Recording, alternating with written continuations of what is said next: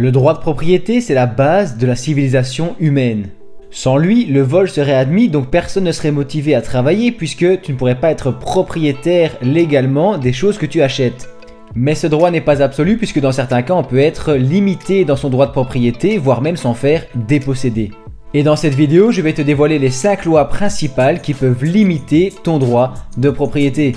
Je vais éviter d'aller trop dans le détail, mais si tu as cliqué sur cette vidéo, c'est sûrement que tu t'intéresses au domaine du droit, et donc je vais te donner une vision périphérique de tout ce que tu dois savoir. Chaque loi est super importante, donc peu importe l'ordre dans lequel je te les présente, et j'ai choisi de commencer par le droit d'expropriation. Il s'agit d'une voie de droit qui permet au pouvoir public de prendre possession de biens immobiliers qui sont indispensables pour exécuter des travaux d'intérêt public. Ça pourrait par exemple être une route qui doit absolument passer là où est ta maison et donc il faudra la démolir. Tu pourras bien sûr contester cette expropriation pour cause d'utilité publique, mais ça risque d'être un parcours juridique assez compliqué. Donc on va partir du principe que l'expropriation a lieu et toi tu ne veux pas vendre ta maison, donc on va parler indemnité. Alors accroche-toi bien parce que tu vas pouvoir jouer sur 8 préjudices afin de faire monter un maximum la facture. Premièrement, il y a la valeur vénale, c'est-à-dire la valeur que tu aurais pu espérer si tu avais vendu le bien dans des conditions normales. On pourra aussi prendre en compte la valeur d'avenir si jamais tu es sur un marché immobilier en hausse. Imaginons que tu as acheté ta maison 200 000 € et que tu prévois qu'elle vaudra 250 000 dans 5 ans, eh bien tu pourrais faire jouer la valeur d'avenir pour faire monter le prix dans l'expropriation. Numéro 2, la valeur de convenance. Toi, tu as fait des aménagements, tu as peut-être installé une piscine ou une cuisine extérieure ou encore une salle de sport et tu voudrais être indemnisé pour tout ça. Troisième possibilité de faire monter la facture, c'est la valeur d'affection. Dans ce cas-ci, on parle surtout des sentiments. Ça veut dire que tu pourrais faire jouer le fait que c'était la maison de ta maman ou alors la maison qui a vu grandir tes enfants ou encore le fait que tes voisins sont tes meilleurs amis. Tout ça a une valeur également. Quatrième élément, c'est la dépréciation des biens restants. Si jamais tu es exproprié d'une partie de ton terrain, eh bien l'autre partie qui te reste va d'office perdre de la valeur. Imaginons que tu avais une belle maison avec un grand jardin, ici il va être coupé en deux à cause de l'expropriation, donc tu vas pouvoir être indemnisé pour ça. C'est le fait que la maison perd de la valeur puisqu'elle perd une partie du terrain. Cinquième élément qui fera monter la facture, c'est le remploi. Eh bien oui, il va bien falloir te reloger et donc tu vas de nouveau devoir acheter une maison, payer des frais de notaire, payer des taxes et des droits d'enregistrement et ça c'est pas à toi de les payer. En numéro 6, tu as les intérêts d'attente qui vont couvrir le préjudice d'attente jusqu'au moment où tu vas trouver un nouveau logement similaire. Là aussi, il faut savoir que tu ne vas pas savoir te reloger en 2 mois et il faut aussi que tu trouves une maison similaire à celle que tu perds à cause de l'expropriation.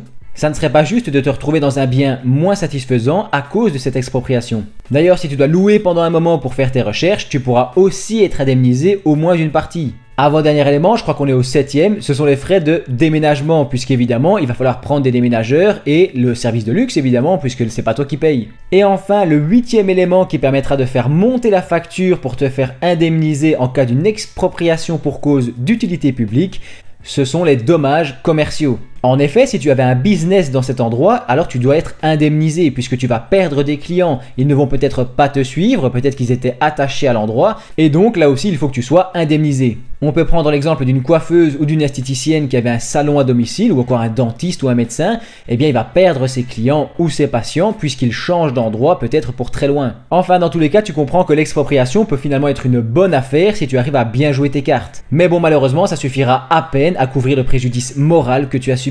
Si tu veux creuser le sujet, je t'invite à faire tes propres recherches et nous on va passer au deuxième point de ce top sur les limites du droit de propriété. Parce que oui, on est seulement au deuxième point, mais je t'ai mis le plus gros en premier, maintenant ça va aller beaucoup plus vite. On va donc passer au classement des monuments et sites. Cette fois-ci, c'est l'État, encore lui, qui va placer sous sa protection des biens immobiliers ou encore des terrains pour éviter qu'ils soient endommagés. Alors ça paraît logique quand on parle d'un site archéologique ou alors d'un vieux temple ou d'une vieille tour, mais bon, ça peut parfois être beaucoup plus subtil. Je me rappelle d'un cas qu'on avait vu en cours de droit avec un propriétaire d'une maison de maître qui avait une énorme tête de lion au-dessus de sa porte d'entrée. Eh bien, il ne pouvait pas la modifier et même plus, il devait la réparer si jamais elle était abîmée. Donc retiens bien que l'État peut t'interdire de modifier ou de supprimer des éléments si jamais ils sont classés et protégés. Troisième élément que tu dois connaître et qui limite ton droit de propriété, c'est le plan d'aménagement du territoire. Grossièrement, tu vas trouver des zones urbaines, des zones rurales, des zones agricoles et des zones forestières. et ton droit de propriété en sera impacté, puisque tu as sûrement déjà entendu parler des terrains à bâtir ou des terrains où il est interdit de bâtir. Eh bien ça vient de là. Tu ne pourras pas construire n'importe où, puisqu'on ne veut pas que les zones urbaines, les villes, prennent le pas sur les campagnes et les zones rurales. Imaginons qu'il y a un fermier qui possède des champs et une exploitation agricole et qu'il veut vendre une partie à son fils pour qu'il construise sa maison. Eh bien ce sera impossible puisque c'est une zone agricole, une zone rurale, c'est prévu dans le plan et tu ne peux pas modifier ça. Ou en tout cas pas facilement.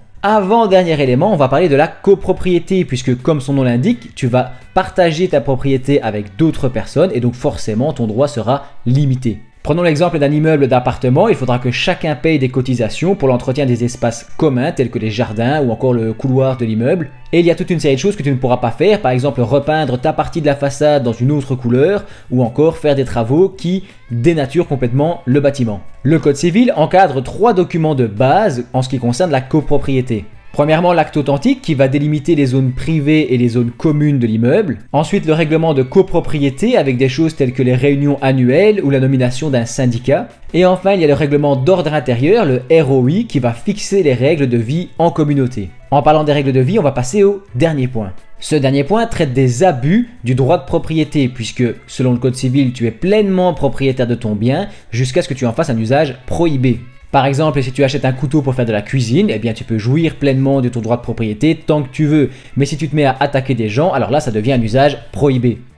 Une notion incontournable dans les abus du droit de propriété, ce sont les troubles anormaux du voisinage et il y en a 4 que tu dois retenir. Premièrement, les troubles illicites. Par exemple, si tu vends de la drogue dans ta maison, même si tu es sur ta propriété, tu vas très vite avoir des problèmes. D'ailleurs, toutes les activités contraires à la loi que tu pourrais faire avec ta propriété entrent dans cette catégorie. Ensuite, tu vas trouver les troubles olfactifs, les odeurs. Si tu laisses traîner les poubelles dans ton salon, c'est ton problème, mais si ça empeste dans tout le voisinage, ils vont vite venir frapper à ta porte. Troisième catégorie de troubles anormaux du voisinage, et c'est la plus connue, ce sont les troubles sonores. On sait tous qu'il faut respecter le calme après 22 heures. Donc si tu as par exemple acheté une magnifique sono et un système de musique, eh bien tu ne pourras pas profiter pleinement de ta propriété puisque la nuit tu ne pourras pas la faire fonctionner comme tu veux. Il y a aussi la règle bien connue qui dit qu'on ne peut pas tondre la pelouse un dimanche ou les jours fériés, sinon on pourrait te reprocher des nuisances sonores. Et enfin, il y a les troubles visuels. Si tu laisses traîner plein de choses devant chez toi, des carcasses de voitures, des meubles, des poubelles, eh bien ça peut gêner le voisinage qui pourra se plaindre. On a déjà vu aussi des cas de tags ou de signes de gang apparents sur les façades qui peuvent poser problème. Ou alors tout ce qui concerne aussi les règles de hauteur pour la construction d'abris de jardin ou de plaines de jeux pour enfants. Tu ne pourras pas vraiment faire ce que tu veux, pourtant tu es sur ta propriété. Enfin bref, avec tout ça, je pense que tu as une bonne idée de ce qui peut limiter ton droit de propriété. Je suis professeur d'économie et je donne aussi des cours de droit, donc si jamais tu veux creuser le sujet, je t'ai fait une playlist sur la chaîne. Tu peux également poser tes questions en commentaire et pourquoi pas nous faire part de ton savoir si jamais j'ai oublié des choses puisque j'ai pas pu parler de tout dans cette vidéo. En attendant, c'est tout pour moi, je te dis à très bientôt et surtout merci d'avoir regardé cette vidéo jusqu'au bout.